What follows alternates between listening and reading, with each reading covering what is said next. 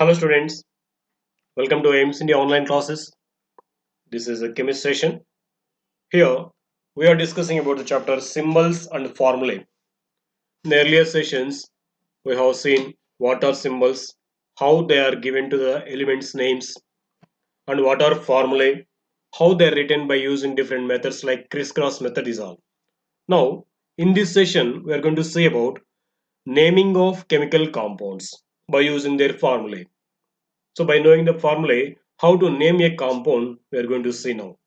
That is naming of chemical compounds. Usually, the elements present in a compound are named in order of their symbols appearing in the formula. So how the symbols appeared in the chemical formulae, based upon that, the names of the compounds are given. So in giving the names for these compounds based upon their formulae, we follow certain rules which are applied in naming the compound name. Okay, let us see those one by one here. What are the rules to be followed to understand the naming of chemical compounds? Among them, the first one is if a compound contains only two elements, then that is called binary compound. Binary means two elements compound. Okay, binary represents two. The compound which is made up of two elements is said to be binary compound. So while naming such compounds, the one of them is so the binary compounds in which one of them is metals, the metal is named first. Non-metallic part is given suffix "ide" at the end of the name. Okay. So in naming binary compounds in which one of the elements is metal, first metal's name is written, and then non-metal's name is written at the end of the non-metallic element's name. ID is attached by eliminating one or two letters from the non-metal name. Okay, this is first rule. What is that?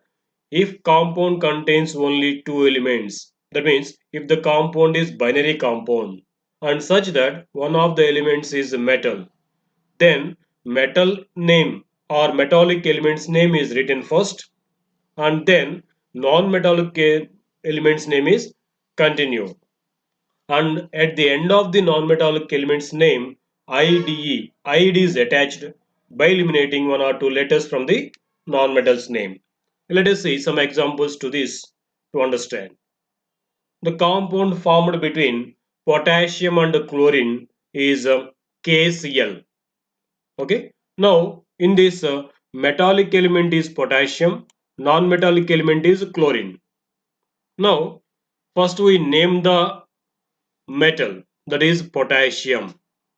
Next non-metallic element name is continued, that is chlorine. Now at the end of the non-metallic element's name ide is attached by eliminating one or two letters from the chlorine name. See here, actually in the name of the chlorine, iron is removed and id is attached. Now it became potassium chloride. Okay, in this way they are named binary compounds in which one element is metal. First, the metal's name is written, then followed by non-metal's name. At the end of the non-metal's name, id is attached by eliminating one or two letters from the non-metal's name. Okay, thus the compound formed by potassium and chlorine is named as potassium chloride KCl. Okay, let us see one more compound. The compound formed by the combination of magnesium and nitrogen is Mg3NO2. N2, sorry, it is N2, magnesium Mg3N2. Now,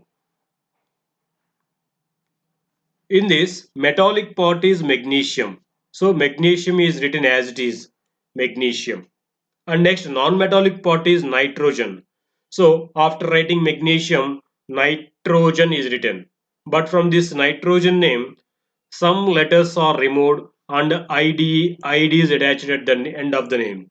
So these are removed and id is attached. Now it became magnesium nitride. Did you get it? Calcium oxide. So the compound formed by calcium and oxygen, can be named as first metal name calcium and then non-metal name oxygen, and at the end of the name oxygen, ID is attached by eliminating some letters. Now it became calcium oxide. Okay, sodium chloride, potassium nitride. In this way, these binary compounds with one metal atom can be named. What is done here? First metal name is written, next followed by non-metal name, and at the end of the non-metal name, ID is attached by eliminating few letters from the non-metal name.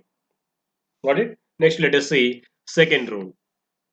The compound containing two nonmetals are named by using Greek prefix like mono, di, tri, tetra, and penta, which denotes the number of atoms present in the compound.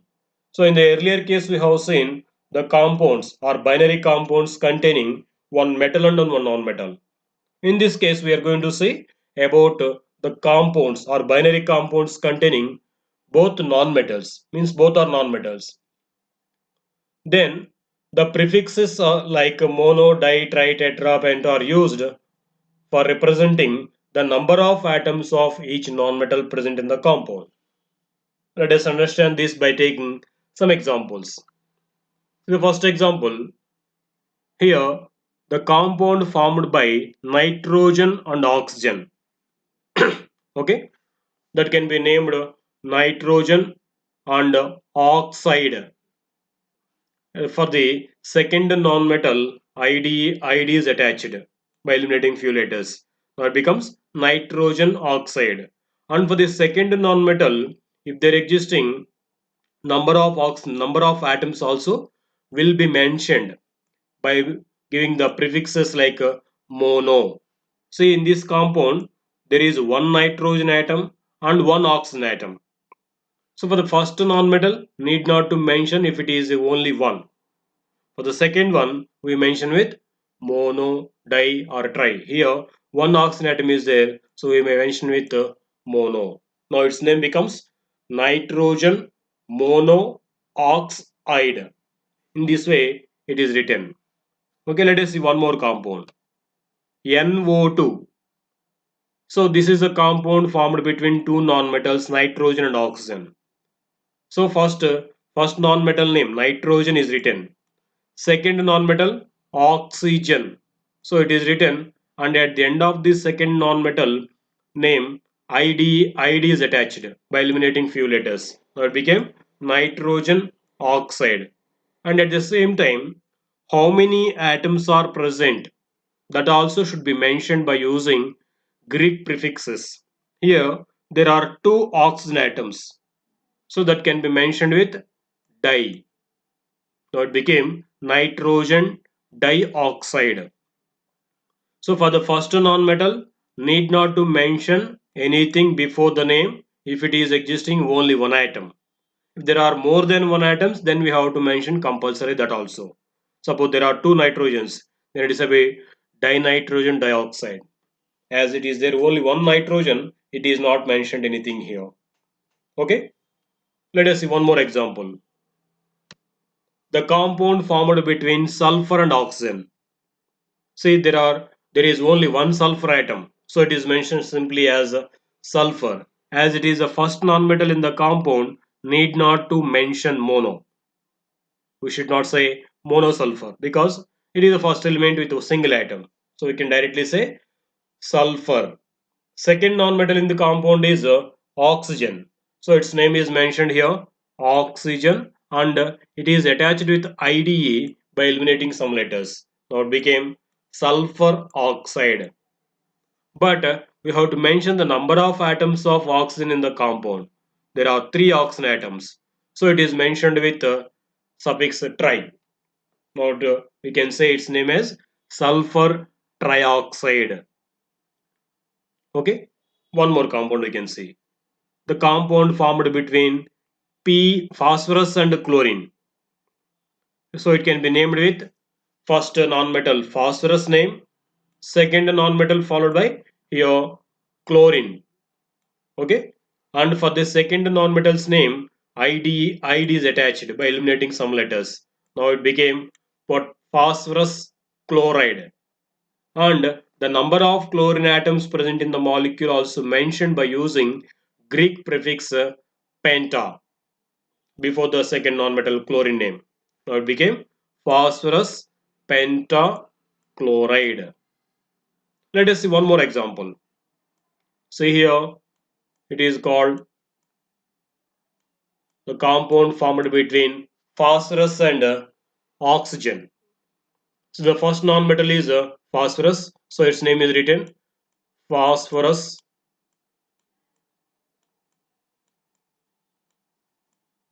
Okay, first non-metal's name is written. Next non-metal's name is oxygen. So its name is written here. Oxygen is written. But at the end of the second non-metal's name, ID is to be attached. Now where am I attaching? By eliminating few letters from the name oxygen. So oxide. Now it is phosphorus oxide. But at the same time, we have to mention the number of atoms of each element present in the molecule by using Greek prefixes. So here in this molecule, two phosphorus atoms are there. So that can be mentioned by attaching di. Okay. And there are five oxygen atoms. Now we have to attach the prefix penta. Diphosphorus pentoxide it is. Okay. Next. Next, the rule 3. Compounds containing three elements, one of which is oxygen, are named with suffix "ate" at the end of the name. Okay, if there are three elements in the compound's name, compound molecule, then if it is containing one of the elements as oxygen, it can be named with "ate" at the end of the name. Okay, provided there is only one such kind of element compound. Okay, if a compound containing three elements, and out of three, if it is there is one oxygen atom, one oxygen element, then the name of the compound will be ended with 8, 8. If it is having only one such compound.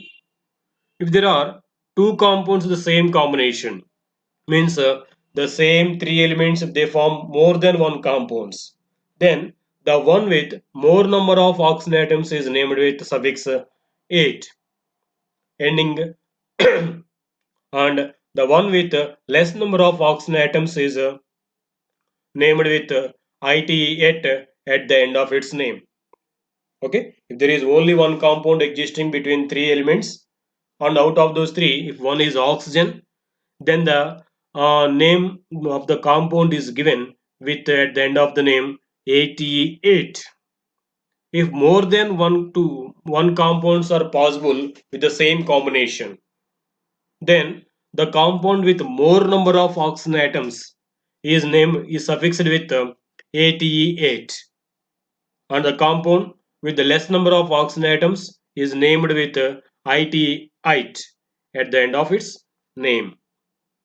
Let us try to understand this by taking simple example. For example, the compound formed between sodium, nitrogen and oxygen. Actually, these three elements in combination, they may form two types of compounds, that is two types of combinations, NaNO3, NaNO2. If you observe these two compounds, these are compound between with the same elements, isn't it? Nitrogen, sodium and oxygen. But if you observe, one of these two compounds has more number of oxygen atoms and the second one has less number of oxygen atoms. Now, the compound with more number of oxygen atoms will be named with ATE8 at the end of the name instead of mentioning oxygens.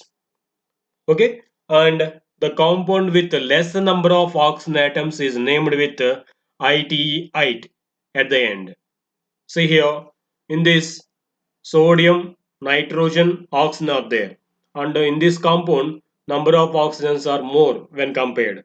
Now it is named like this. First, metallic element's name is written. Next, non-metallic element's name. and then ATE8 is attached at the end of the second nonmetal's name by eliminating some letters. They need not to mention about oxygens. Okay, now it became sodium nitrate. Actually, second element's name is nitrogen. By eliminating one or two letters from the name nitrogen, ATE8 is attached. Now it became nitrate. Total name becomes sodium nitrate. Got it?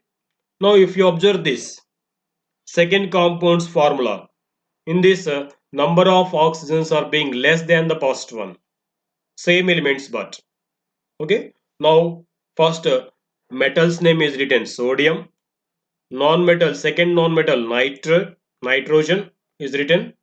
And at the end of this non-metallic element's name, it is attached by eliminating one or two letters from the non-metal's name. Now it became nitrite. Now we can say its name as sodium nitrite. You got this rule? So if there existing a compound with more than two elements, if it is containing three elements at least, and out of these three, if there exists oxygen also, then the metal and non-metals names are mentioned in the name without oxygen's name. So oxygen is mentioned with ATE8 at the end of the name. If there are two compounds the same combinations, then the compound's name with more number of oxygen atoms will be ended with ATE8, and the compound name with less number of oxygen atoms will be ended with IT8. Okay, let us see one more example on the same. See, magnesium, sulfur, and oxygen. This combination can form two compounds, MgSO4, MgSO3. In these two, the first compound has more number of oxygen atoms. Now, first in this naming, we write metal's name, magnesium. Next, the other non-metal other than oxygen. Non-metal other than oxygen, this is sulfur. It is named sulfur. And at the end of this sulfur name, AT8 is attached by eliminating some letters. Now it became sulfate. Thus, the compound name will be magnesium sulfate. Okay. Next, one more compound, MgSO3, which is having less number of oxygen atoms than the first one. In this naming of the compound, first metallic element's name is written. Next, the non-metal other than oxygen, its name is written, that is sulfur here. So magnesium and sulfur are written. At the end of the non-metallic element's name, it is attached by eliminating some letters. Now it became sulfite. Thus, the molecular compound name will be magnesium sulfite. Okay, in this way, they are named the elements which are having three elements out of three, one is oxygen. Okay, the other two are one metal and one non-metal. Got it? Next, let us see one more rule. That is, if in a compound the number of oxygen is less than in a compound ending with ite, then it is given the prefix hypo in the beginning of the beginning. Okay, beginning of the compound's name. So just now we have seen how to write the compound's name to 8 and ite. If in a compound the number of oxygens is less than in compound ending with ite, then the name of the compound will be prefixed with hypo. In the same way, if the oxygen atoms present in a compound is more than oxygen atoms present in a compound ending with 8, then it is given a prefix per in the beginning. Okay, generally, if there are two compounds, the one with the oxygen atoms greater number is ended with 8, and the compound with the less number of oxygen atoms is ended with 8. If a compound existing with less number of oxygen atoms than the compound with 8, then it is given prefix hypo. And if there existing a compound with the more number of oxygen atoms than that of in 8, then it is given prefix per. Let us try to understand this with an example. See, chlorine and potassium in combination with oxygen, they form two compounds, KClO2 and KClO3. Now, in these two compounds, this is a compound with more number of oxygen atoms. Now, how do we name this compound? First, metal atom's name, potassium. Second, non-metallic element's name, chlorine. And at the end of the non-metal's name, chlorine, AT8 is attached. Now, its name becomes potassium chlorate. And other compound, KClO2. In this also, first metallic element's name is written and then non-metal other than oxygen, that is chlorine. Chlorine's name is written and at the end of the chlorine's name, IT is attached. Now it became potassium chloride. In this way, these two compounds are named. But there existing some more compounds. One compound, KCl, if we observe, it is having less number of oxygen atoms than that of potassium chloride. If a compound exists like this, then it is named by attaching a prefix hypo, okay, before the chlorine atom, non-metallic element's name. Now it can be pronounced as potassium hypochlorite. Okay, potassium hypochlorite with formula KClO. And there exists one more compound which is having more number of oxygen atoms than in the potassium chlorate. Now it can be named as by attaching per prefix to the non-metallic element's name. Now it can be named as potassium perchlorate. KClO4. KClO4 is named as potassium perchlorate. Okay, in this way the compounds are named.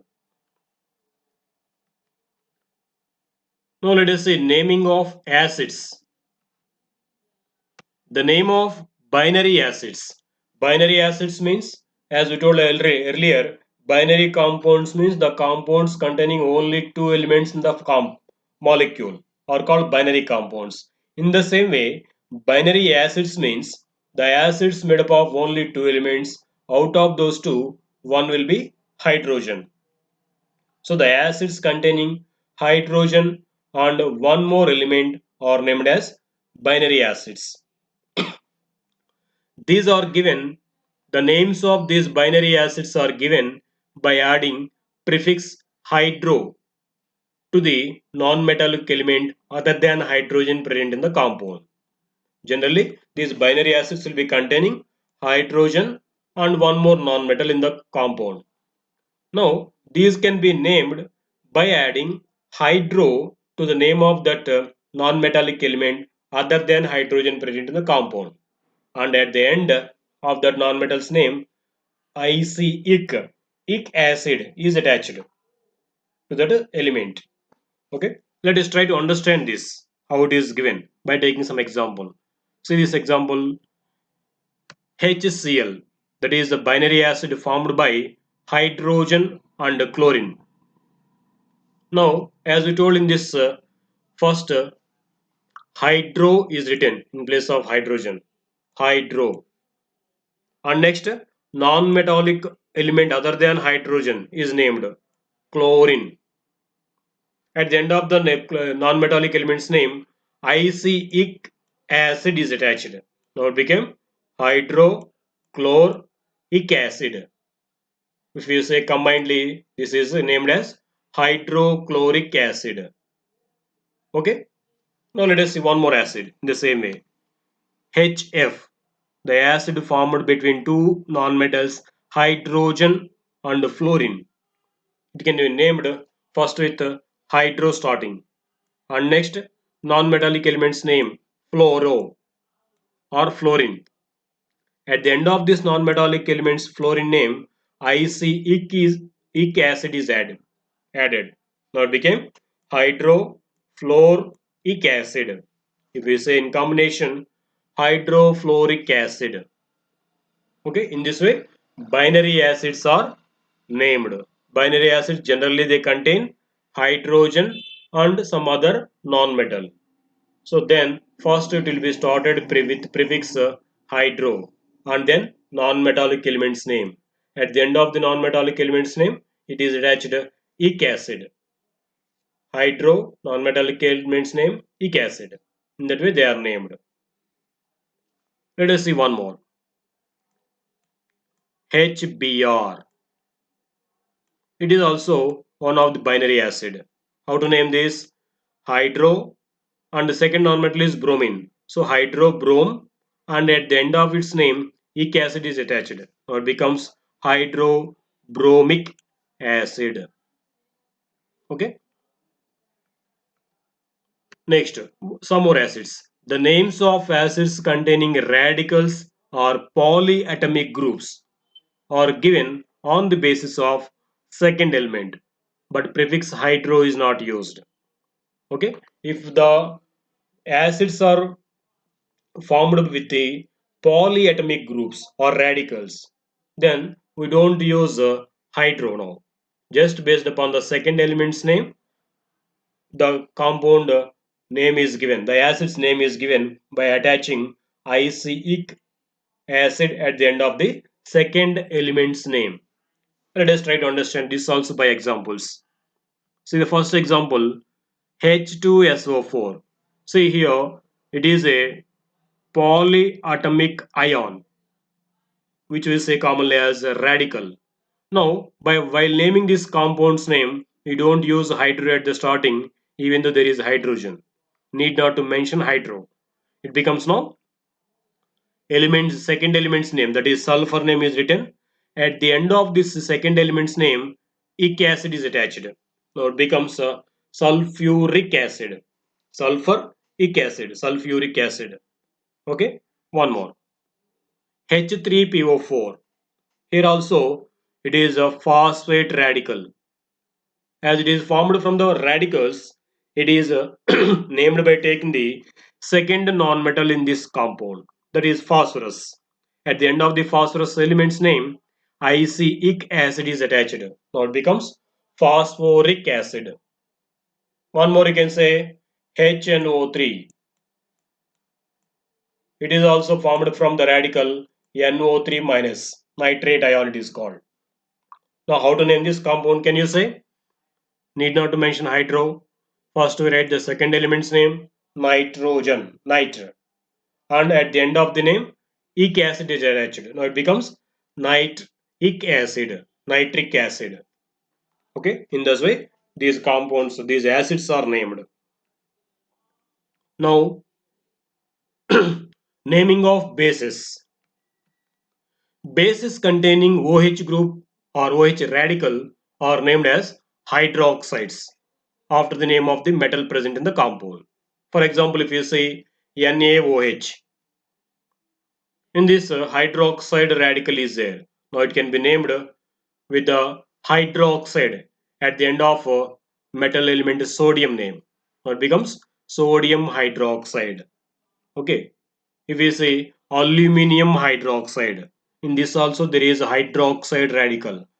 Now OH radical it is there. It can be named hydroxide at the end of aluminum metal's name. So it can be pronounced as aluminium hydroxide. Okay. Now let us see some different names which we call as trivial names or common names. These are certain names of compounds which do not follow any systematic rules. Such names are called trivial names or common names. Chemists have not considered wise to replace these names by systematic names as they are widely understood by the common people. So they were in the common usage and they're being continued. Let us see some examples for these trivial names or common names. The common name for nitrogen hydride NH3 is ammonia. Ammonia is its common name. So it is being continued. Actually, its chemical name is based upon the rules. It is a nitrogen trihydride. But common name is being continuously used. Ammonia. In the same way, for sodium chloride, the common name is table salt or common salt. These are being used even now, isn't it? Because these names are more familiar than systematic names.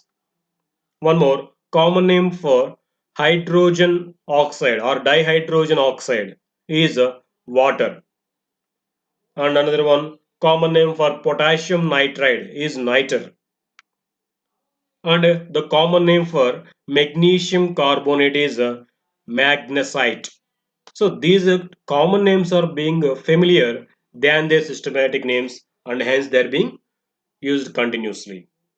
See a table showing the chemical formulae and their names.